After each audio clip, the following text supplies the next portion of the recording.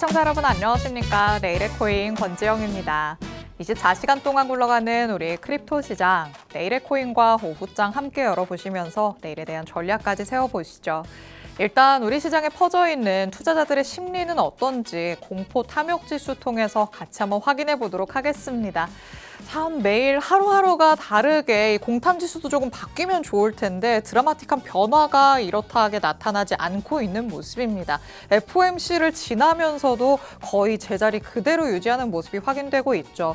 여전히 공포 구간, 두려움 구간 안에서 36 가리키고 있는데요. 늘 공탐 지수 안에서 말씀드리는 부분이지만 결국 우리 시장이 조금 살아나는 모습까지 나타나려면 공탐 지수가 40 이상으로는 올라와야 될 것 같습니다. 하지만 40 이상을 바라보는 가능성, 반대로 다시 한번 밑으로 내려가는 가능성, 이 두 가지에 대해서 조금 살펴본다면 밑으로 내려갈 가능성이 앞으로 조금 더 크다라는 얘기들은 나오고 있는데, 그렇다면 우리가 이 지점에서 알고 있다면 대비할 수 있는 전략까지 펼쳐봐야겠죠. 투심이 위축됐을 때 그런 시장 안에서 내가 살아남을 수 있는 전략들 내일의 코인에서 미리미리 확인해 보시면 되겠습니다. 자, 그럼 시장 안에서 어떤 시그널이 나오고 있는지 거래소 보유량, 온체인 데이터 통해서 같이 한번 확인해 보려고 합니다. 자, 일단 거래소 보유량이 감소하면 감소할수록 우리 시장에서는 그래도 조금은 긍정적인 시그널이 나오는 겁니다. 라고 해석을 한다라고 얘기를 하죠. 거래소의 보유량이 줄어든다는 건 단순히 물량이 줄어든다. 그럼 우리 시장이 안 좋은 거 아닐까요? 라고 생각하실 수 있는데, 이 장기적으로 내다봤을 때 우리 시장이 조금 유망하다라고 생각을 해서 내가 장기 보유를 하겠다, 지갑으로 옮겨가겠다라고 지금 움직임이 나타났다, 이렇게 해석을 해보면 될 것 같습니다. 그렇다면 일단은 최근에 이 한 달 동안의 거래소 보유량을 살펴봤을 때 한 달 전까지만 해도 굉장히 많이 오른 모습이 포착이 됐었거든요. 이렇게 거래소로 물량이 많이 들어오면 통상적으로는 매도를 위해 조금 준비를 하려고 한다라고 우리가 받아들이고는 합니다. 그런데 그 이후에는 지속적으로 우하향하는 모습이 났습니다. 그렇다면 일단 한 달 전보다는 우리 시장에 가해지는 매도 압력은 조금 완화됐다고 볼 수 있을 텐데, 그렇다면 또 이게 마냥 긍정적일까? 또 그렇지도 않습니다. 일단 우리 시장에서 그렇다면 유통되는 물량 자체가 많이 적다는 의미가 될 거고요. 그 안에서 지금 거래량이 활발하게 일어나지 않고 있기 때문에 이 뭔가의 참여도가 조금 많이 줄었다라는 점에서는 아쉬운 포인트가 될 것 같기도 합니다. 일단 매도 물량이 이전보다는 많이 줄었기는 하지만 그 안에서 다시 한번 매수 심리까지 살아날 수 있는지는 더 다양한 온체인 데이터들을 여러분이 같이 활용을 하시면서 살펴보시는 게 도움이 될 것 같습니다. 자, 그럼 이제 다음으로는 섹터별 흐름 한번 만나보려고 합니다.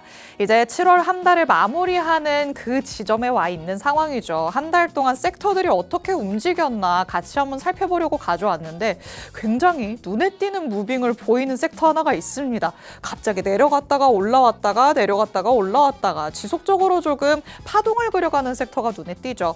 이 섹터가 바로 여러분도 계속해서 들여다보고 있으실, 그리고 이름도 많이 들어보셨을 RWA 섹터가 되겠습니다. 참 이렇게 본다면은 변동성이 어마무시합니다. 내려갈 때는 너무 무섭게 내려가기 때문에 이러면은 또 너무 하이 리스크 아닐까요? 라고도 생각을 하시겠죠. 하지만 또 올라갈 때는 무섭게 치고 올라가는 모습까지 나타납니다. 그렇기 때문에 RWA가 앞으로는 조금 유망하다, 올라갈 때는 더 탄력적으로 누구보다 힘있게 올라갈 거다라는 얘기가 나오는 겁니다. 일단은 RWA 한 달 동안 지속적으로 파동 그려오다가 다시 한번 왕좌를 탈환한 모습이 확인되고 있고요. 한 달 전 대비해서는 22%의 상승률 지금 기록하고 있는 상황입니다. 그리고 RWA의 뒤를 잇는 상승률, 게임 섹터에서 확인을 할 수 있었습니다.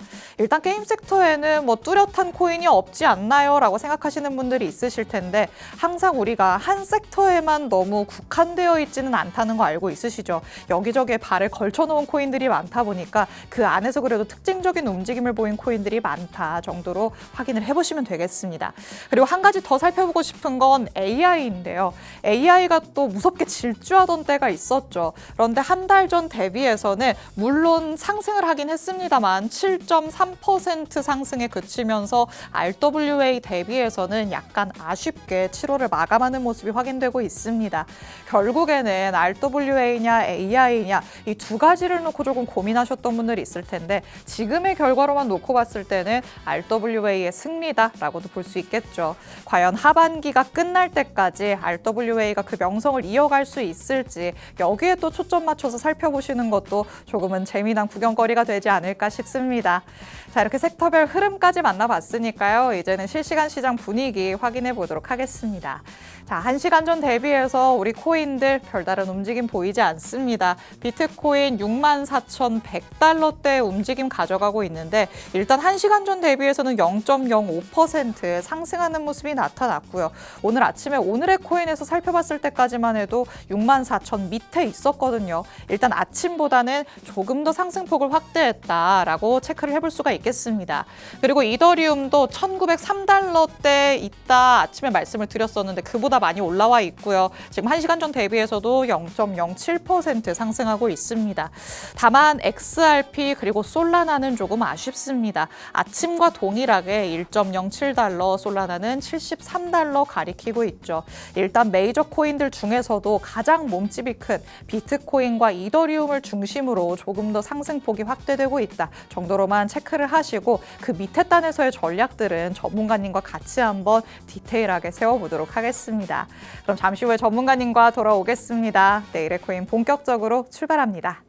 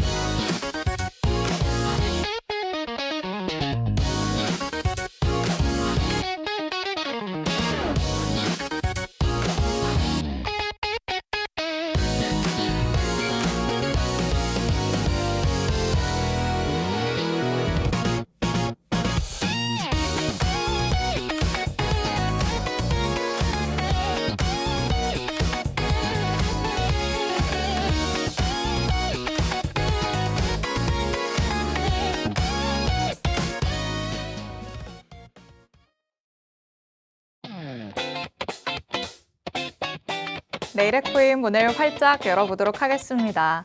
저희가 방송 시간 동안 다양한 투자 인사이트들 제공해드릴 예정이지만요. 저희 방송에서 제공해드리는 정보는 투자 판단에 대한 조언일 뿐이라는 점 다시 한번 기억을 해주시면 되겠습니다. 그리고 저희 방송 시간 50분이 조금 부족하다고 느끼시는 분들도 많으실 것 같습니다. 이런 분들 위해서 저희 방송 시간 아닐 때 다양한 정보들 얻어가실 수 있게끔 정보방도 마련해뒀습니다. 정보방에 들어오시면 저희 방송 끝난 직후부터 전문가님의 전략 24시간 동안 받아가실 수 있습니다. 이제 또 월봉이 마감되고 새로운 월봉이 생겨나는 시점에 도래해 있기 때문에 여기에서 나타날 수 있는 변동성 정보방 안에서 실시간으로 대응 전략들 가져가 보시면 되겠습니다. 자, 그럼 오늘 저와 함께할 전문가님 이제 모셔보도록 하겠습니다. 오늘 김우석 전문가님과 함께합니다. 전문가님 어서 오세요. 안녕하세요. 인사부터 해주실게요. 안녕하세요. 김우석입니다. 오늘 새벽 주요 이벤트가 하나 있어서 FOMC가 예정되어 있었는데요. 일단은 금리 동결, 우리가 예상했듯이 금리 동결 결과가 나왔고 변동성이 조금은 있었지만 결국엔 제자리 걸음을 하고 있는 모습입니다. 그래서 지금 현재 주요 저항 구간으로 자리 잡고 있는 이 64.7K를 또 강하게 돌파할 수 있을 것인지 아니면 다시 한번 저항을 받고 무너져 내릴 것인지에 대해서 제 관점을 또 투명하게 공유를 해드릴 거고요. 그리고 오늘도 히든 코인까지 준비를 했으니까 끝까지 시청해 주시면 감사하겠습니다. 네, 사실 밤사이에 FOMC라는 큰 이벤트가 있었기 때문에 이거를 잘 지나갔다, 지금 자리 잘 지켜주고 있다 정도로만 해석을 하시는 분들도 당연히 있으시겠지만요. 최근 한 주 동안의 추이를 살펴봤을 때는 조금 아쉽다는 평가가 나올 법도 합니다. 그 이전에는 67K까지 바라봤었던 우리 시장인데 다시 한번 거센 저항에 부딪히는 것처럼 박스권 하단까지 밀려 있고요. 여기에서 좀처럼 벗어나지 못하는 모습이 아직까지도 나타나는 와중입니다. 있습니다. 그러면 여기에서 이제는 옆으로 누울 것에 대비를 하는 전략을 세워봐야 되는 건지 아니면 진짜 내려가기 직전에 우리한테 마지막 기회를 주고 있는 건지 어디에 초점을 맞춰야 되는지부터 살펴봐야겠죠. 전문가님의 전략을 따라가시다 보면 출구가 조금은 확실하게 보이지 않을까 싶습니다. 그래서 최근 일주일 동안 전문가님은 시장 대응을 어떻게 하셨는지부터 짚어보려고 합니다. 좀 누군가에게는 힘든 시장이었을 것 같기도 해요. 또 갑자기 내려가는 모습이 나타났는데 전문가님은 이거를 또 잘 활용하신 것 같더라고요. 일단은 이제 저 같은 경우에는 이제 뭐 주요 라인들에서 좀 손익비를 따져서 매매를 하는 스타일이기 때문에 수익을 계속해서 낼 수 있다라고 생각을 하고 있고요. 네. 아마 제 방송을 좀 보신 분들은 아시겠지만 저는 항상 이 67K에서 계속해서 숏 포지션을 그쵸. 진입을 한다라고 말씀을 내려갈 것 드렸었는데 같다라고 하셨잖아요. 네, 맞습니다. 그래서 최근 일주일 동안에도 뭐 손실이 없었지만 이번 달 자체가 손실이 없는 달이기도 합니다. 그래서 물론 뭐 이게 제가 무조건 실력이 뛰어나서라기보다는 좀 운도 따라줬다라고 생각을 하는데요. 지금 장세가 저는 굉장히 좀 쉬운 장세라고 생각을 해요. 왜냐하면 비중 조절만 잘하게 된다면 결국에는 이 박스권 안에서 움직이고 있기 때문에 어떻게든 수익으로 전환을 할 수 있는 장세긴 하거든요. 그래서 우리가 원웨이 장세에서 보통 이제 뭐 고래들이 개미들 돈을 가져가는 날이다 하는 날이 원웨이 장세거든요. 네. 우리가 보통 그런 원웨이 장세에서 큰 손실을 맞이하기 때문에 지금 이렇게 우리가 이제 수익을 볼 수 있을 때 조금 보시는 게 좋다라는 생각이 들고요. 일단은 지금 제가 보는 관점은 조금은 이제 하락 추세로 좀 전환이 많이 된 상황이고 일단 58K가 단기 저점이었다. 그리고 앞으로도 58K가 무너질 일은 없을 거다라는 관점은 아직까지도 유효합니다. 단지 이제 다시 한번 올라간다고 해도 이 65.5K를 돌파하기는 힘들 거라고 생각을 하고 있고요. 단기적인 조정이 눌림이 나올 가능성이 높다라고 판단을 하고 있습니다. 그래서 지금도 저는 계속해서 약간 숏 포지션 위주로 대응을 하고 있는 모습이고요. 그리고 60K 초반대가 오면 다시 한번 좀 롱 포지션으로 손익비를 따져가면서 매매를 진행할 계획입니다. 역시 전문가님께서는 그 누구보다도 시장을 조금 냉정하게 바라보시는 것 같습니다. 단순히 우리가 투자를 할 때 조금 희망만 가져가서는 안 되겠죠. 당연히 내가 가진 자산을 조금이라도 불려보고자 투자를 진행하는 건데 희망만 가지고 움직였다가는 그 아까운 내 자산이 더 줄어드는 모습을 확인하게 됩니다. 그래서 전문가님께서는 항상 이런 가능성을 체크를 해봐야 된다. 어느 쪽으로 바라봤을 때 손익비가 더 좋은지를 냉철하게 판단해야 된다라는 걸 강조하고 있으시고요. 보여주신 자료에서처럼 전문가님은 정보방 안에서 실시간으로 전략들을 항상 세워주고 있으십니다. 제가 정보방에 들어오시면 대응 전략들 받아가실 수 있습니다. 늘 말씀을 드리는데 이게 말뿐만이 아니라는 걸 이렇게 증명을 해주셨죠. 정보방 안에서는 확실히 지금 시장이 어느 쪽으로 가능성이 더 커져 있는지 짚어주고 있으시니까 여러분이 조금 갈피를 못 잡겠다라고 느끼신다면 정보방 안에서 전문가님 통해서 같이 한번 길을 찾아가 보시면 되겠습니다. 자, 그러면 전문가님은 이 시장에서 어느 쪽으로 가닥을 잡고 있으실지 일단 이슈 같이 체크하면서 길을 나아가 보도록 하겠습니다. 자, 일단 이슈하면 빼놓을 수 없는 거 밤사이에 있었던 FOMC 될 것 같습니다. 일단 뭐 이 결과 자체는 모두가 받아들일 것 같아요. 뭐 기정사실화 되어 있었던 금리 동결로 진행이 됐는데 그 안에서 이제 금리 인상에 대한 가능성이 이전보다도 좀 더 높아진 게 아니냐 이런 목소리도 나오고 있잖아요. 그럼 우리는 여기에 좀 경계감을 많이 가져봐야 될까요? 일단은 뭐 모두가 예상하고 있던 것처럼 결과가 나왔다라고 생각하거든요. 그래서 어제 있었던 뭐 하락 같은 경우에는 뭐 우리 트럼프 대통령 연설 때문이지 굳이 FOMC 때문은 아니라고 생각을 합니다. 그래서 지금 뭐 매파적 동결이라는 말을 되게 많이 하고 있는데 네. 저는 매파적이라기보다는 실제로 케빈 허시 의장이 한 연설들을 들어보면 금리 인상 뭐 가능성을 제기하기보다는 무조건 금리 인상을 하는 거는 안 좋을 수 있다라고 해서 시장의 방향을 되게 잘 이끌어줬거든요. 시장이 안정되기 위해서. 그래서 이번에 나온 하락은 FOMC에 대한 하락이 아니라 트럼프 연설에 대한 하락이고요. 실제로 FOMC 초반에는 반등을 좀 많이 하기도 했습니다. 맞아요. 하기도 했고 지금 어느 정도 되돌림이 나온 상황인데 지금 되돌림 조정이 나오고 지금 또 다시 한번 반등을 해주고 있죠. 그래서 지금은 그냥 뭐 변동성이 조금은 있었지만 제자리 걸음을 하고 있는 단계고요. 방향을 탐색하는 단계입니다.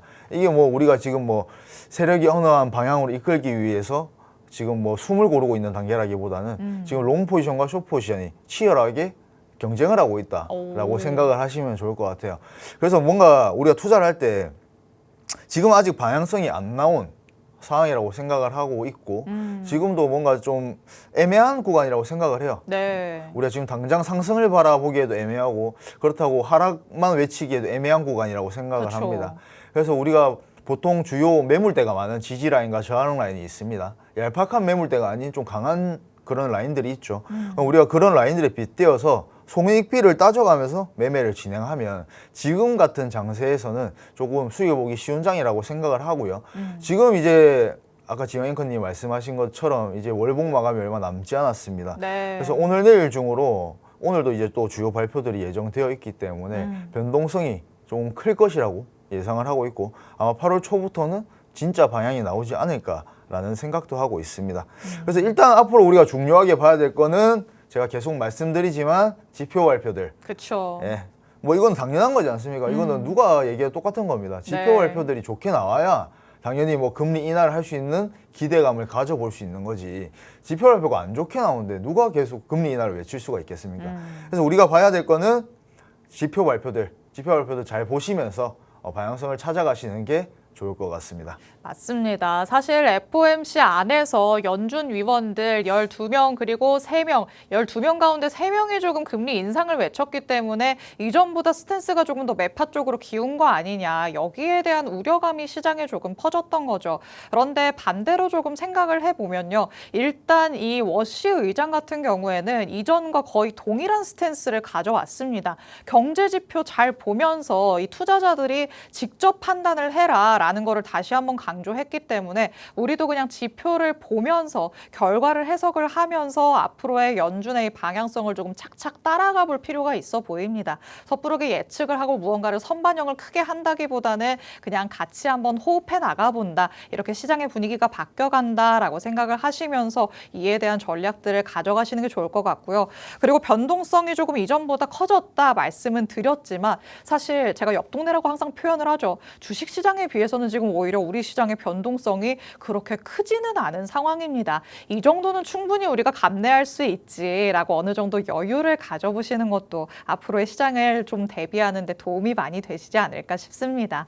자, 이렇게 FOMC 그래도 조금은 조용히 지나갔다라고 표현을 할 수 있을 것 같고요. 그렇지만 여기에서 또 아쉬운 점 하나를 꼽아보자면 클래리티 법안이 되지 않을까 싶습니다. 원래는 뭐 말이 많았습니다. 8월이 되면서 그때는 그래도 표결이 진행될 것이다. 근데 또 어렵다라는 얘기 나오고요. 8월이 지나면 그럼 연내는 괜찮냐? 그것도 아닐 것 같다라는 얘기가 나오고 있어요. 전문가님은 어떻게 보실까요? 가능성을? 일단은 뭐 앞으로 일이 무조건 어떻게 될지 제가 뭐. 판가름하는 사람은 아니라고 생각을 그렇죠. 하는데 일단 연내 통과 확률이 30%대로 떨어졌습니다. 네. 이게 우리가 팩트고요. 지금 현재 상황에서. 그러면 이제 뭔가 우리가 지금 클래리티 법안에 대해서 되게 이것만 이제 생각하시는 분들이 굉장히 맞아요. 많으시잖아요. 못 빠지게 기다리시잖아요. 네, 맞습니다. 그래서 이 클래리티 법안이 이제 우리가 승인이 되게 된다면 당연히 이제 우리 크립토 시장에는 굉장한 호재로 작용을 할 수 있겠죠. 근데 지금 시장 상황 자체가 전반적인 상황 자체가 좋지 않기 때문에 저는 이 클래리티 법안이 승인이 된다고 한들 주요 저항 라인인 80K 이런 90K들을 돌파하기는 힘들 것이라고 생각을 하고 있거든요. 그래서 일단은 우리가 지금 당장은 호재가 필요한 상황이기 때문에 눈여겨서 봐야 되는 건 사실인데 일단은 30%대까지 떨어진 상황입니다. 그리고 앞으로 이제 어떻게 또 뉴스들이 나오는지 우리가 좀 지켜봐야 되는 거고요. 그래서 지금은 우리가 이 클래리티 법안에만 너무 의존을 하기보다는 최대한 조금 내가 지금 가지고 있는 뭔가 이제 보유 코인이 있으시다면 어떻게든 이 평단을 낮추려고 하셔야 될 것 같아요. 얘만 이제 목 빠지게 기다리는 거는 저는 올바른 투자는 아니라고 생각을 합니다. 저는 이제 물 떠놓고 기도하는 식의 투자는 별로 안 좋아하기 때문에 예. 그리고 이제 요새 주식 하시는 분들이 이제 그런 말들 많이 나오잖아요. 코인보다 변동성이 심하다. 그러니까요. 뭔가 시장이 예. 조금 바뀐 것 같은 느낌이에요. 근데 이제 그 코인을 저희는 이제 지금 엄청나게 하락을 했는데 이미 먼저 하락을 했던 예, 건데. 말도 안 되는 소리를 하는 거거든요. 그쵸. 고작 그거 떨어졌다고. 예. 저희는 지금 100K에서부터 60K까지 달려왔는데. 그쵸. 예, 그래서 일단은 이제 결국에는 이제 우리가 지금 증시 상황도 안 좋기 때문에 이 코인은 그래도 잘 가격 방어를 해주고 있잖아요. 그 이유는 이미 빠질 만큼 빠졌기 때문에 더 이상 내려가기도 힘들다는 게 사실이에요. 그리고 실제로 지금 57K가 다시 한번 무너지게 되면 우리는 옛날 같은 100K까지의 상승을 바라보기가 많이 힘들어져요. 그래서 이 자리는 무조건 지켜줘야 된다라고 저는 생각을 하고 있고 그래서 아직까지는 저점이었을 확률이 굉장히 높다라고 보고 있습니다. 그래서 지금 이제 이 클래리티 법안이 우리가 뭐 향후 어떻게 될지는 이제 주요 뉴스들을 보면서 아직까지 좀 지켜봐야 될 것 같습니다. 원래 전문가님이 항상 제 심장을 철렁하게끔 좀 냉정한 발언들을 많이 하셨어가지고 늘 조금 아쉽다라는 생각을 제가 많이 했었거든요. 근데 오히려 이런 냉정한 전문가님이 그래도 지금 자리를 지켜주기만 한다면 그 이전만큼 더 많이 내려갈 가능성은 많이 낮아 보인다라고 얘기를 하시니까 오히려 더 믿음이 간다라는 생각이 들기도 합니다. 전문가님이 냉철하게 시장을 바라봐 주시니까 나는 조금 보수적인 접근 전략이 나한테 잘 맞더라라고 느끼신다면 그 누구보다도 전문가님 따라서 시장에 대응할 수 있는 전략들 받아가 보시는 게 좋을 것 같습니다. 일단 클래리티 법안과 관련해서 기대감이 많이 낮아지기는 했지만 그래도 여기에서 트리거로 작용할 수 있는 부분은 분명히 남아 있는 거니까요. 어느 정도의 희망은 갖되 너무 이것만 쳐다보지는 말자라는 전문가님의 말씀도 기억을 해보시면 되겠습니다. 자, 그런데 일단 우리가 아직까지는 경각심을 조금 가져봐야 되는 건 반감기 그 사이클 안에서 아직까지도 하락이 진행되는 그 기간 안에 있다라는 점이 될 것 같습니다. 결국 우리가 이 사이클을 토대로 얘기를 했을 때는 연말은 돼야지만 올라간다 이런 얘기들 많잖아요. 그러면 그 전까지는 그래도 이전 저점을 깨는 것까지는 아니더라도 가깝게는 다시 갈 가능성이 있을까요? 이게 지금 하락장이 이제 계속해서 지속된다라고 네. 저도 생각을 하는데 저는 반감기를 믿는 사람은 아닙니다. 저는 이제 이런 거를 맹신하면 큰 손실로 다가온다라고 생각을 하는 아무것도 사람이에요. 믿지 않으시나요? 저는 아무것도 안 믿어요. 제가 그어놓은 지지 저항 라인조차 믿지 않습니다. 항상 의심하거든요. 네. 근데 이제 지금 우리가 뭐 관광기로 따지면 11월까지 하락장이 지속되어야 하는데 지금 우리가 70K까지 반등을 하고 혹은 70K 위로 더 치솟아 오른다고 해도 네. 하락장이 지속되는 건 맞아요. 약세장이 지속되는 건 맞고요. 네. 이게 하락장이 지속된다고 해서 무조건 이전 저점을 깨야 되는 건 아닙니다. 지금 이 구간에서 조금씩 상승을 하는 것도 우리가 어떻게 보면 폭발적인 상승이 안 이루어지는 거기 때문에 약세장이 계속해서 이루어지는 게 맞아요. 네. 그리고 70K를 도달하고 나서도 다시 한번 68K까지 또 조정이 나올 수 있고요. 그쵸. 이것들이 계속 반복되는 게 실제로 우리가 단기간에는 뭔가 이제 되게 뭐 짧게 느껴지지만 이게 지금 우리가 지금 지나고 나서 생각해 보면 지금 몇 개월째 이러고 있잖아요. 맞아요. 저 몇 개월째 똑같은 소리 하고 있거든요. 그러니까 이게 결국엔 하락장인 거예요.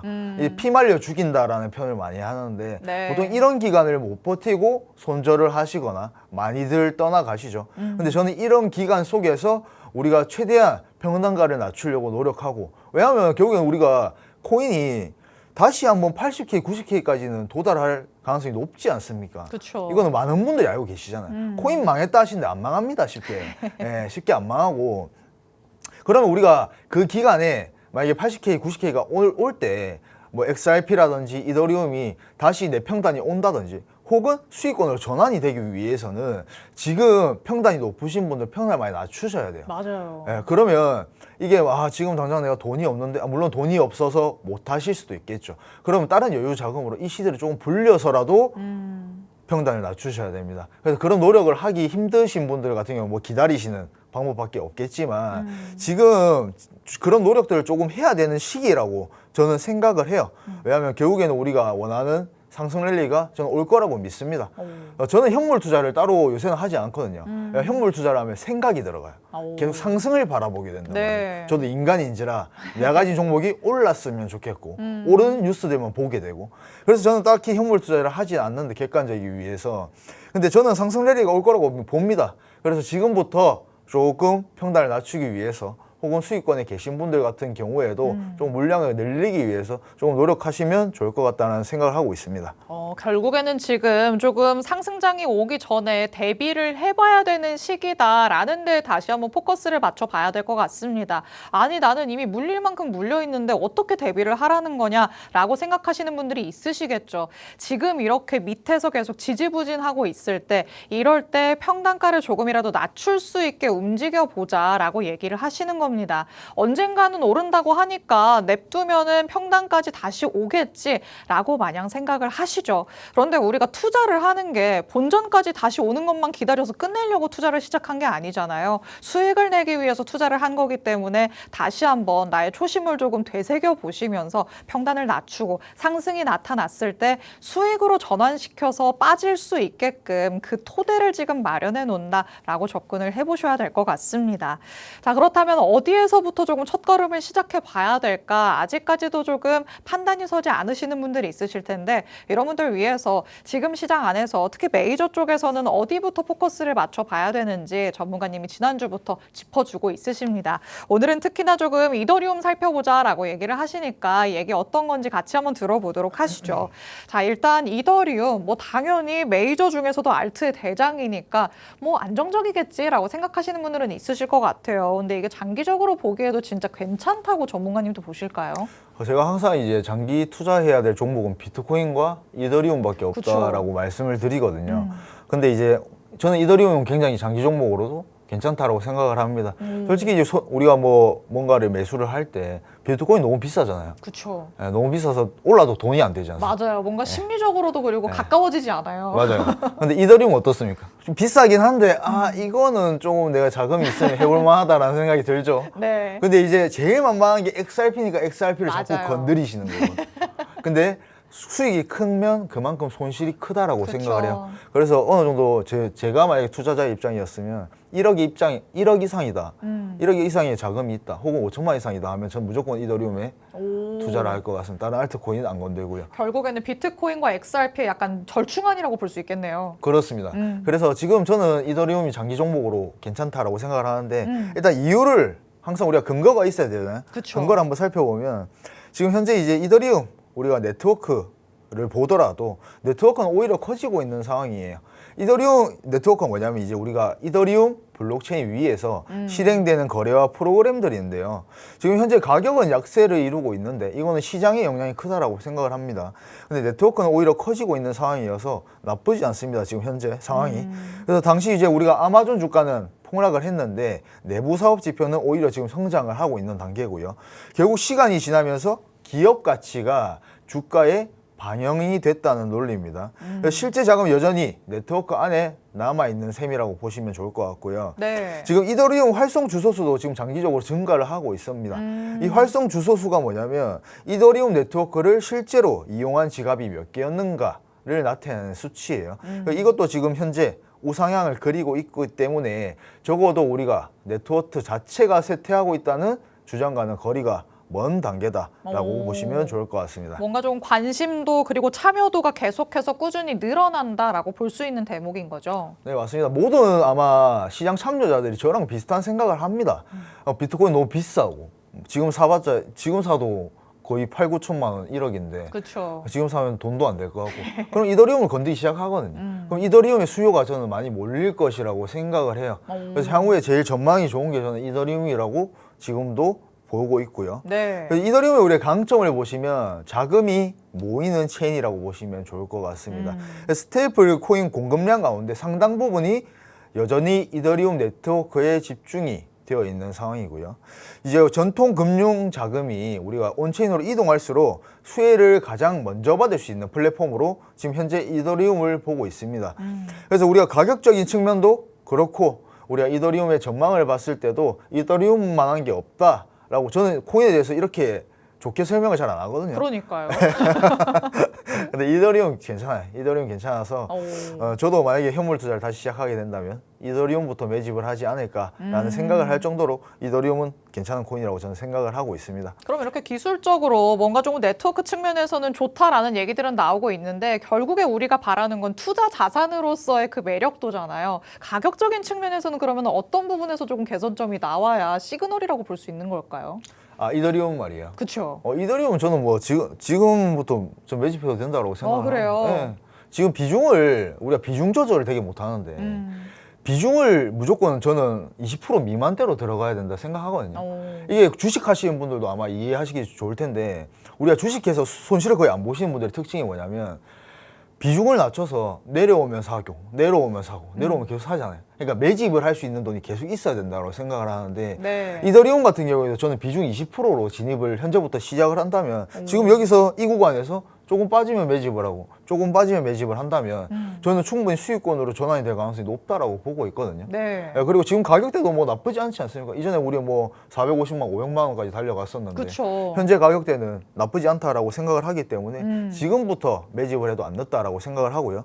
지금 이제 우리가 비트코인 대비 이더리움 비율의 차트거든요, 이게. 네. 예, 이거를 가지고 왔는데 우리가 시장이 지금 아직까지는 이더리움을 높게 평가하지 않는 이유도 분명합니다. 왜냐하면 하락 추세를 그리고 있기 때문이죠. 현재 시장은 우리가 비트코인 중심으로만 움직이고 있지만 향후 기관 자금이 이더리움 생태계까지 확대가 된다면 이 비율까지 회복이 될 수 있다는 논리가 있습니다. 그래서 우리가 이 비율이 회복이 되게 된다면 비트코인보다 이더리움의 상승성이 조금 더 높을 가능성도 있다라고 보여지고 있습니다. 결국에는 여태까지 조금 무빙에서 보여줬었던 힌트들로 미루어 봤을 때도 짐작을 해볼 수가 있겠지만 이더리움이 올라갈 때는 비트코인보다도 더 폭발적으로 탄력적으로 올라갈 가능성이 있다. 여기에 조금 더 여러분이 희망을 가져보시면 좋을 것 같습니다. 결국에는 비트코인보다는 우리가 조금 더 쉽게 접근할 수 있고 XRP보다는 조금 더 안정적이다라고 장점을 살려볼 수 있는 게 바로 이더리움인 거니까요. 이와 관련돼서 나도 장기적으로 매집할 수 있는 전략이 필요하다라는 생각 드신다면 정보방 안으로 들어오셔서 전문가님 통해 받아가 보시기 바랍니다. 자, 이렇게 시장 안에서 우리가 조금 초점을 맞춰볼 수 있는 포인트들부터 짚어봤고요. 그리고 이제는 경제 일정이 중요하다고 말씀드렸으니까 지표 발표로는 어떤 것들이 남아있는지 만나보도록 하겠습니다. 자, 오늘도 조금 중요할 것 같아요. 중요한 지표들이 계속해서 나오는데 어떤 것들을 보면 좋을까요? 오늘 이제 9시 반에 GDP 그리고 PC 지표 발표들이 있습니다. 오늘은 굉장히 주요한 기로가 될 것 같습니다. 네. 월봉 마감을 앞두고 있기 때문에 얘들이 방향성을 결정할 확률이 굉장히 높고요. 일단 최근 동향을 봤을 때는 GDP 같은 경우에는 소비는 다소 둔화됐지만 여전히 견조합니다. 견조하고 이제 우리가 조금은 의심해야 될 부분은 높은 금리와 관세 영향으로 성장세가 지금 크게 가속화되기는 조금 힘든 상황입니다. 그래서 이제 오늘 GDP 결과가 어떻게 나올지도 굉장히 중요하게 되고요. 그리고 오늘 PC도 있습니다. 우리가 CPI와 PPI 같은 경우에는 여전히 둔화되는 흐름을 보이긴 했지만 서비스 물가는 여전히 높은 수준을 유지하고 있어요. 그리고 관세 영향이 일부 품목 가격에 반영이 시작되었다는 지금 분석이 나오기도 하고 있습니다. 그래서 지금 우리가 GDP, PC 결과가 현재 차트에서 주요 방향성을 가를 확률이 굉장히 높다라고 보여지고 있습니다. 네. 그래서 우리가 가장 원하는 시나리오 같은 경우에는 GDP 같은 경우에 예상치 수준이거나 혹은 소폭 상회하면 좋고요. PC는 예상치와 비슷하거나 소폭 하회를 하게 되면 이 시장에는 어느 정도 긍정적인 반응이 나올 가능성이 높다라고 보여지고 있습니다. 결국 오늘 밤도 조금 중요한 기로다라는 전문가님의 말씀을 기억해 보셔야 될 것 같습니다. GDP 그리고 PC까지도 발표될 예정이니까 어떤 식으로 발표가 되는지 여러분도 결과 체크하시면서 시장의 방향성까지 확인을 해보시기 바랍니다. 자, 그렇다면 지금 또 시장 안에서 나오고 있는 힌트들 우리가 살펴봐야겠죠. 급등락 코인 통해서 우리 시장의 트렌드를 조금 읽어보도록 하겠습니다.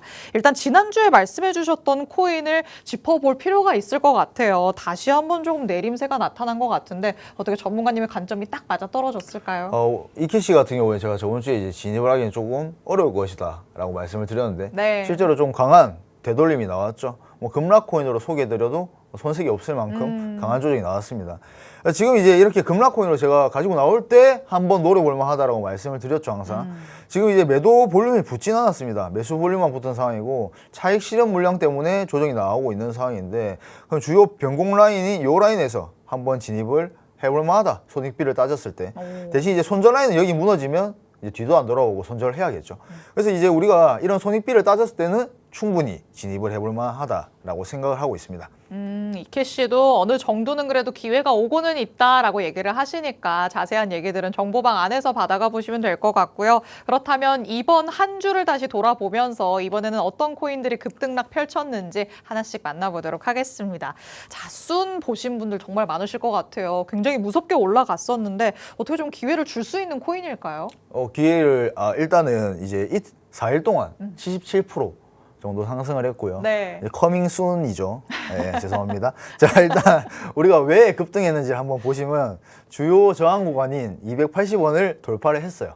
네, 그래서 추격 매수 물량이 조금 붙었다라고 보시면 좋을 것 같고, 일단 오늘가 좀 가벼운 만큼 급하게 상승을 했기 때문에 이런 구간에서는 저는 무조건적으로 되돌림이 나올 확률이 굉장히 높다라고 보여집니다. 그래서 제가 만약에 진입을 한다라고 하면 주요 저항 구간이었던 이 280원이 주요 지지 라인으로 자리 잡을 확률이 높기 때문에 이 구간에서 한번 진입을 해볼 만하다라고 말씀을 드리고 싶고요. 자, 일단 투자 관점에서 우리가 보게 된다면 현재 상승은 우리가 펀더멘털적보다는 상장 효과 그리고 단기 수급이 주도하는 성격이 강합니다. 그래서 현재 구간에서는 신규 추격이 조금 리스크가 있어요. 그래서 280원까지 기다렸다가 한 번은 매집해볼 만하다라고 보여지고 있습니다. 결국 되돌림 구간까지는 조금 기다려야 된다라고 짚어볼 수 있겠습니다. 그러면 그 다음 코인으로 자마를 한번 살펴볼 텐데 이거는 AI를 등에 업고 있는데 어떻게 또 바라보실까요? 지금 9일 동안 일단 91% 네. 정도 상승을 했죠. 얘는 이제 일단 관심이 좀 확대가 됐고요. 그리고 AI 테마 수급이라고 보시면 좋을 것 같은데 지금 얘 같은 경우에도 우리가 추격 매수를 진행하기에 너무 급하게 많이 올랐습니다. 제가 만약 이 코인을 보고 있었다면 여기를 돌파한 시점에서 바로 진입을 했을 텐데 일단은 지금 급등을 했기 때문에 조금은 되돌림이 나오는 시점까지 지켜봐야 될 것 같고요. 제가 만약에 신규 진입을 한다라고 하면은 주요 이 라인이었던 60원대에서 한번 진입을 해볼 만하다라고 보고 있습니다. 역시나 조금 급하게 올라갔기 때문에 어느 정도 기회를 엿보기 위해서는 기다림이 필요할 것 같습니다. 자마도 마찬가지로 순처럼 기다려보시는 게 좋을 것 같고요. 그렇다면 급락코인 한번 살펴보시죠. 칼데라를 만나볼 텐데 이러면 이제 들어가도 되나? 또 드릉드릉 하실 것 같거든요. 네, 맞습니다. 일단은 우리가 8일 동안 53% 정도 하락을 했는데요. 지금 얘 같은 경우에는 저는 지금 신규 진입은 좀 어려울 것 같아요. 왜 어렵냐면 주요 지지 라인이 이 바닥을 다졌던 라인이 이 라인인데 이 라인이 지금 빠르게 무너졌기 때문에 지금 이전 저점을 왔어도 여기를 깰 확률이 굉장히 높거든요. 단기 반등은 나올 수 있어도 다시 한번 조정이 나올 가능성을 높게 보고 있습니다. 그래서 지금 이 코인은 완전히 하락 추세로 지금 전환이 됐기 때문에 신규 진입에는 조금 리스크가 있다라고 말씀을 드리고 싶습니다.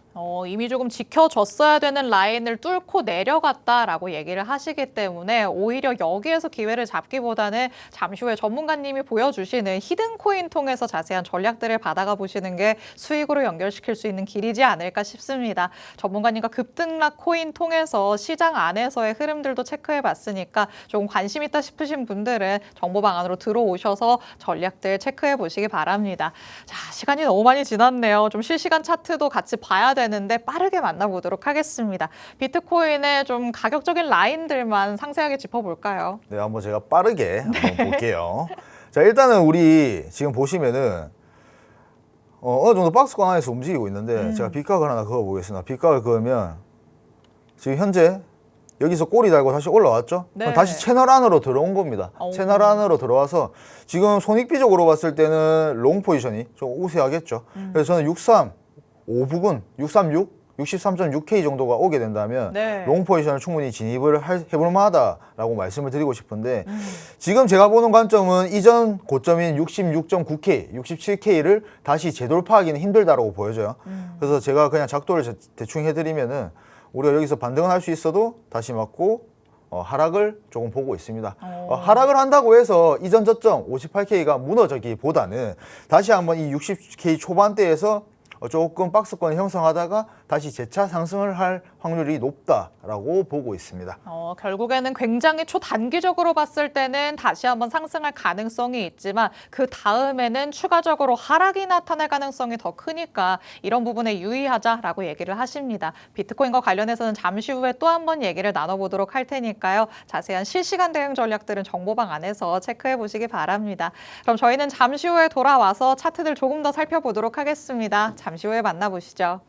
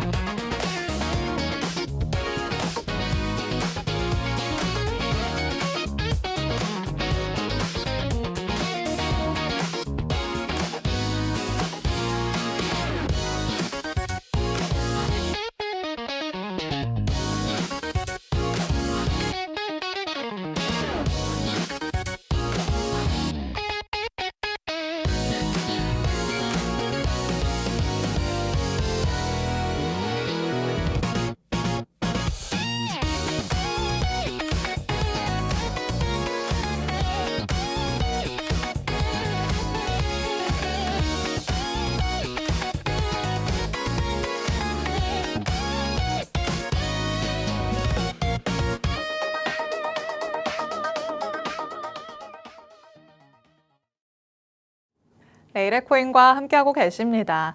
전문가님이 다방면에서 다각도에서 살펴봐 주시면서 전략들 세워드리고 있지만요. 저희 방송에서 제공해드리는 정보가 투자 판단에 대한 조언일 뿐이라는 점은 다시 한번 기억해 주시면 되겠습니다.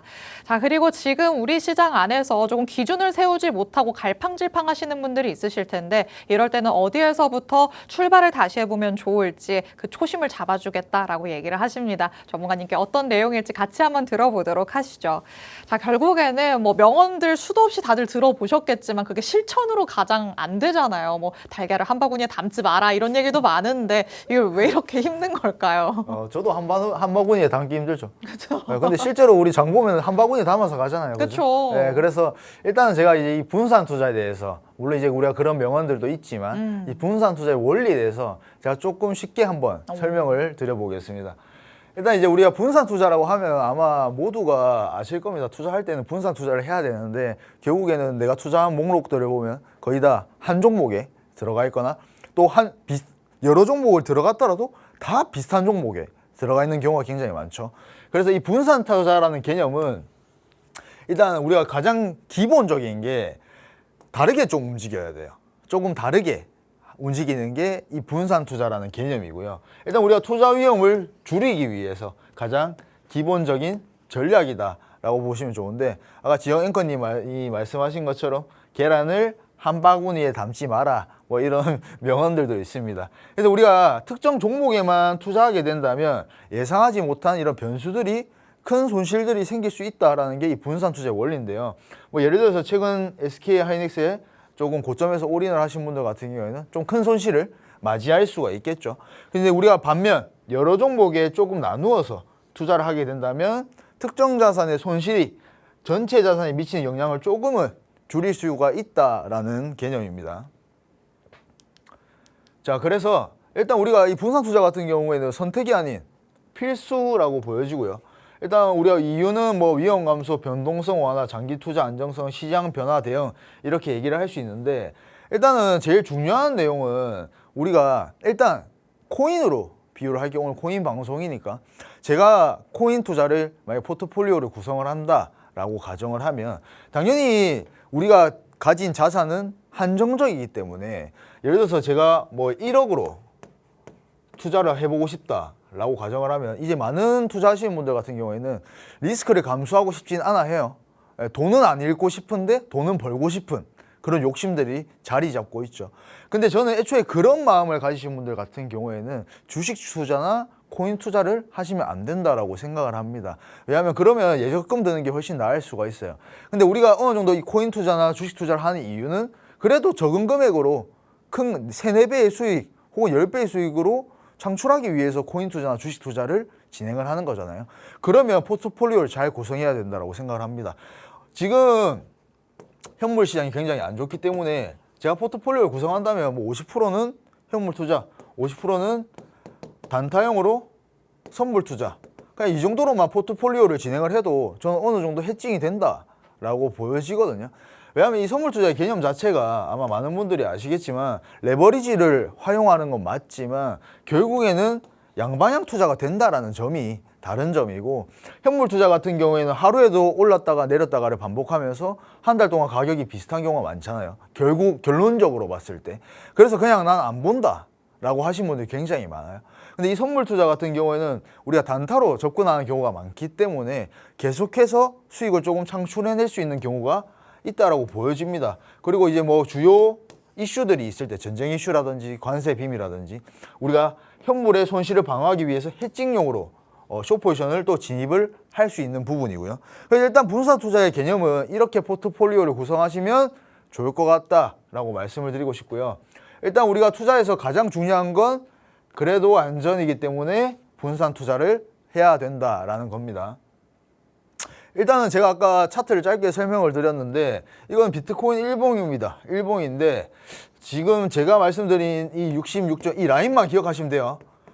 67.2K를 돌파하긴 힘들다라고 보여집니다. 제가 무조건적으로 이렇게 작도 그린 게 맞다라는 건 아닌데 저는 이 구간이 돌파하기가 힘들다라고 생각을 해요. 그래서 지금 현재 가격대가 64.1K 정도인데 아까 빗각이 뭐 63.5K라고 가정을 하면 지금 현재는 롱 포지션이 조금 손익비적으로는 우세할 수 있죠. 근데 이 빗각이 무너지게 된다면 바로 손절을 해야 됩니다. 손절을 해야 되고, 만약에 지금 이대로 66.9K까지 상승을 한다라고 해도 저는 계속해서 60K 초반대까지는 하락을 보고 있기 때문에 저는 조금 기다렸다가 숏 포지션을 오히려 진입을 하는 게 제가 생각한 시나리오가 조금 더 들어맞을 것 같다라고 생각을 하고 있고요. 일단 단기적으로는 얘가 주요 저항 구간으로 자리 잡을 것 같아요. 그리고 밑에는 60 초반까지 하락을 할 것 같고요. 그래서 제가 뭐 현물 매수를 그럼 언제, 혹은 지금 언제 물을 좀 비중을 좀 올려야 될까요? 물을 태워야 될까요? 라고 말씀을 하시는 분들은 제가 이 60 초반대가 오면 다시 한번 방송에서 말씀드리도록 하겠습니다. 네, 오늘은 전문가님이 분산 투자의 중요성 다시 한번 각인시켜 주셨습니다. 내가 가진 코인들이 혹시나 같은 섹터에 속해 있지는 않은지 여러분도 같이 한번 체크를 해보시면 좋을 것 같은데요. 여기서부터 같이 한번 출발을 해보시고요. 그리고 내가 조금 더 나아가서 심층적으로 양방향에 대해서도 접근을 해보고 싶다라는 생각 드신다면 정보방 안으로 들어오셔서 전문가님께 자세한 전략까지 받아가 보시면 되겠습니다. 자, 하지만 지금의 이 현물 시장 안에서 살아남을 수 있는 방법이 가장 궁금하다 하시는 분들이 많으실 텐데, 그래서 전문가님이 히든 코인 가져오셨다고 하니까 어떤 코인일지 바로 한번 만나보도록 하겠습니다. 자, 결국 시청하시는 분들이 그래도 현물에서 나는 조금 어떻게 해보고 싶어요 라고 하실 것 같아요. 히든 코인은 그러면 어디에 포커스 맞추셨을까요? 오늘 히든 코인도 제가 좀 유심히 잘 찾아서 한번 가지고 와볼까요? 잘 찾아오셨군요. 잘 찾았습니다. 자, 한번 보시면 일단은 얘 같은 경우에도 저점을 다지고 있는 상황인데, 지금 보시면 우리가 전형적인 상승 패턴입니다.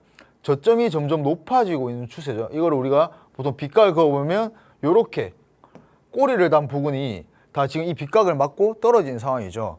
현재 지금 이 구간에 도달을 했을 때도 꼬리를 달고 어느 정도 상승을 하고 있는 추세이기 때문에 지금 단기적으로 봤을 때도 우상향할 가능성이 높다라고 보여지고 있고요.